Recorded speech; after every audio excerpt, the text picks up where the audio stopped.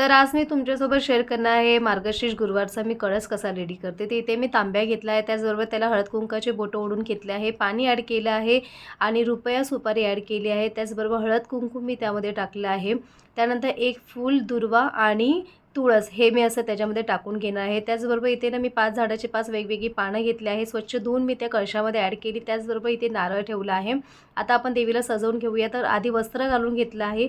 त्याचबरोबर इथे माझ्याकडे 2 पाटा होता, तो मी तिथे ठेवणार आहे, जेणेकरून ना कळशाची हाईट वाढावी आणि ते मस्त असं देवीची सजावट मी करून घेतली आहे। वेणी ॲड केली आहे आणि ते आपला पूर्ण रेडी झालं आहे। त्याचबरोबर इथे मी चौरंग ठेवला आहे, त्यावरती तांदूळ ठेवले आहेत आणि त्यावरती 2 पाटे ठेवले होते आणि आता मी सजवलेली देवीचं कळश मी त्याच्यावरती ठेवत आहे। ते अशा प्रकारे मी सगळं ठेवून घेतलं आहे आणि सर्व आवरून सुद्धा घेतलं आहे। लास्टला मी ते देवीचे लक्ष्मीचे पावलांची रांगोळी काढून घेत आहे।